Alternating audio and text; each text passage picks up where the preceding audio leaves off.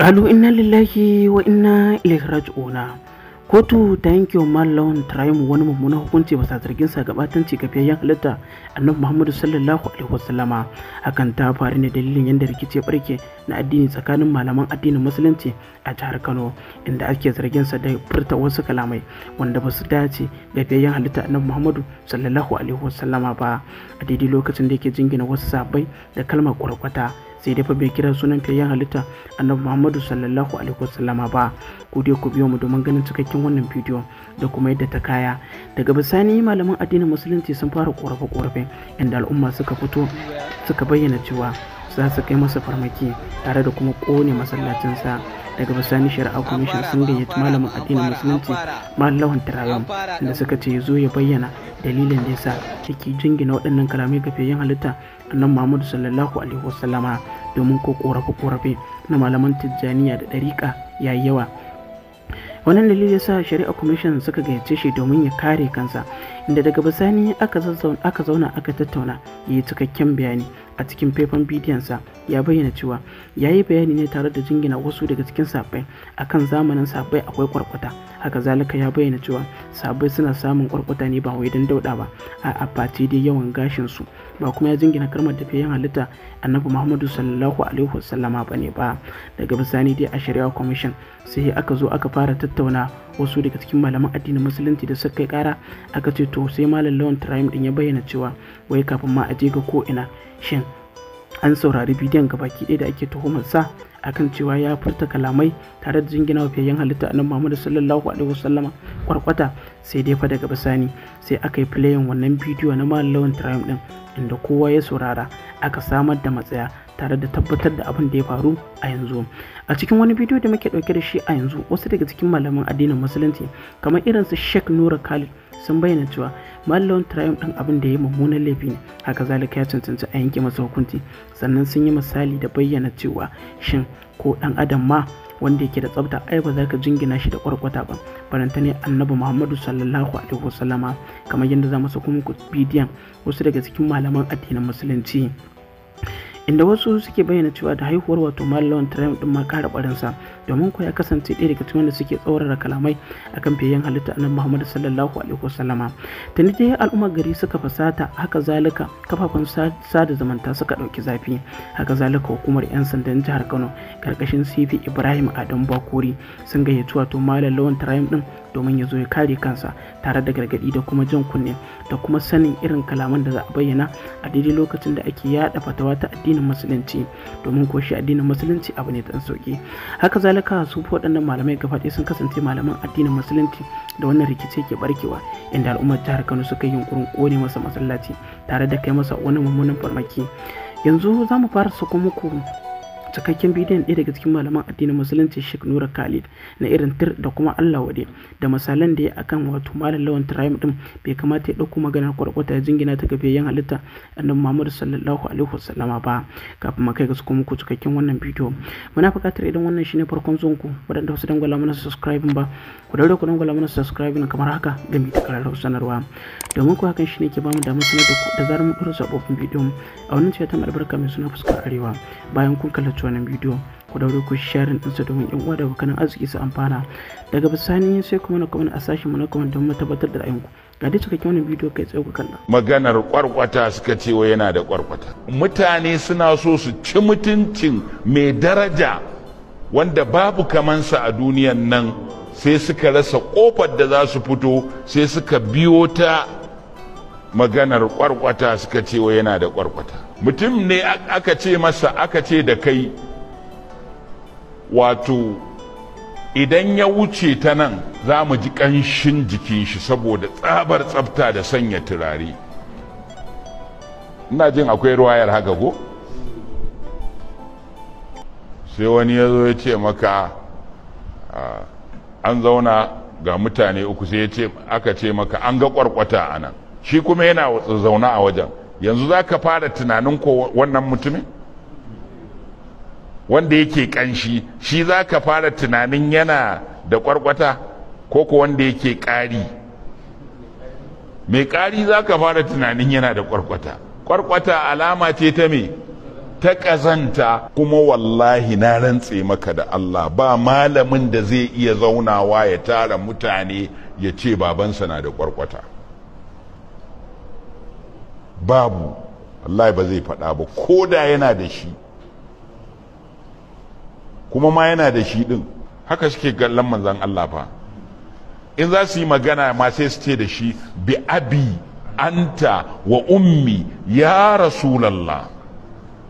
Daraja manzan Allah da suke yi sai su ce da babana da babata duk fansa ne a kanka, ma'ana da wani abu ya same ka gara ya samu babana da babata, da in rasa ka gara in rasa babana da babata. Wannan mutumin shine wai yau ake samun musulman da suke jingina masa sharri.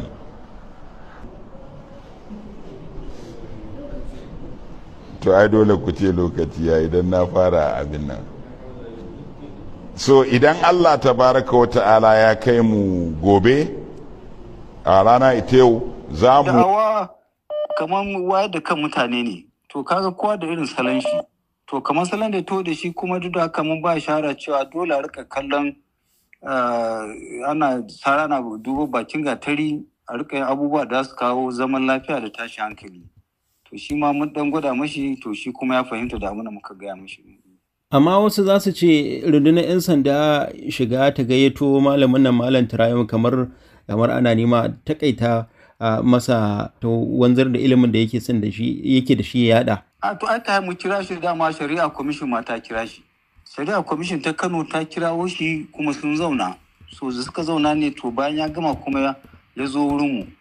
To mu mutum mai hake shi ba, mun ji bayanin shi ne, to kuma Allah ya sa malamai na wurin, to kuma suka yi bayanansu kuma suka daidaita abu. Kasan shi abu ya kamata a ji ba a sun sashe guda biyu, to duka kuma aka ji. To jama'a barkanmu da wannan lokaci, da fatan kuna cikin ƙoshin lafiya. A yanzu haka muna tare da kwamishinan 'yan sanda na jihar Kano, CP Ibrahim Adamu Bakori. CP barka da wannan lokaci. To barka mu da dare. A baya-bayan nan kun tattauna da malamin addinin Islama a Kano, ko kun ce kun gayyace shi Sheikh Turaim, kamar me kuka tattauna? To abu da muka tattauna shi ne mun samu rahoto cewa akwai wani wa'azi da ya yi, to kuma wa'azin bai musu daɗi ba, to muka ga yana da abin zai iya kawo tashin hankali a Kano, jihar Kano baki ɗaya da kuma ƙasa. To sai muka gayyace shi sai ya zo. To aka ba ma shi kaɗai ba, saboda mun gayyaci malamai da ɗan dama da suka zo, sanannun malamai, to suna wurin, sai shi kuma Allah ya kawo shi a lokacin. To muka samu muka tambaye shi ga abin da ke faruwa me zai faɗa. To a wurin ya play mana, ya sa mana wa'azin da ya yi daga wayar shi ta hannu, muka ji abin da ya faɗa. Su ko malaman da suke wurin su ma suka tofa albarkacin bakinsu, aka fahimci abin da ya faɗa da kuma inda abin ya taso. Kun samu ƙorafi ne daga wasu, koko dai ku ne a matsayinku na rundunar 'yan sanda kuka ga cewa wato salon wa'azin da yake ka iya haddasa wani abu?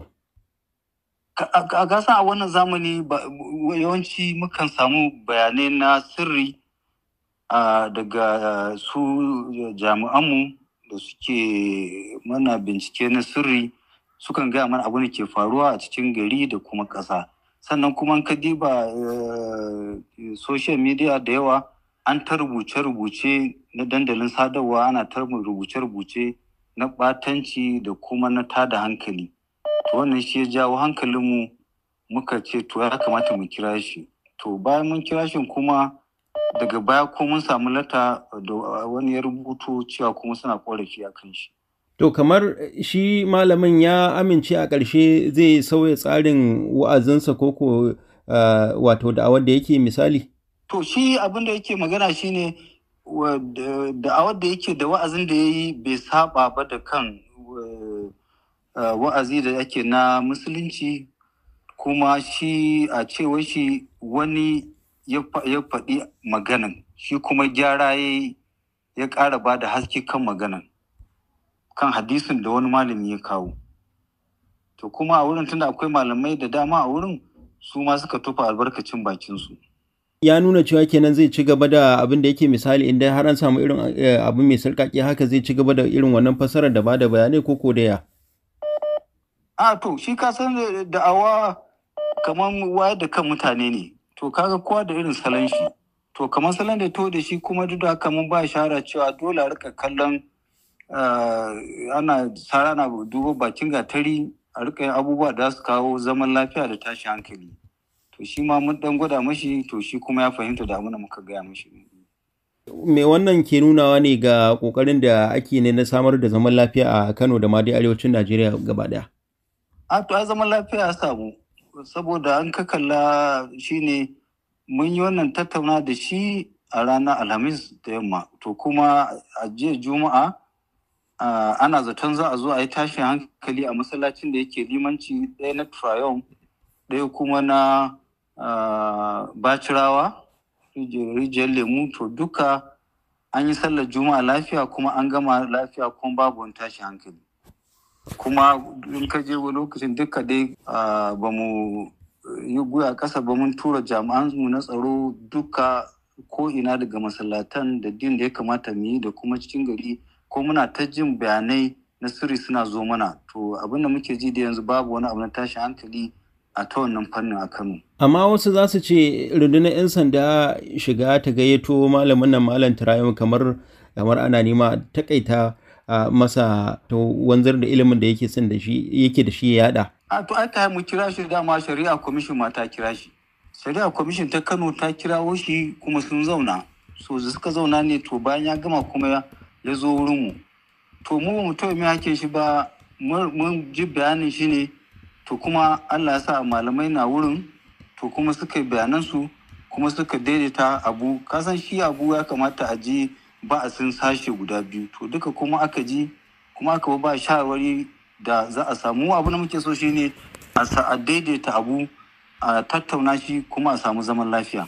To amma CP, kamar wani irin mataki ko 'yan sanda kuke ɗauka ganin cewa ba ku take wa ɗan ƙasa haƙƙinsa ba, a yayin da kuma kuke tabbatar da cewa ba ma dai ku yadda ma dai wani abu ya tada hankali ba?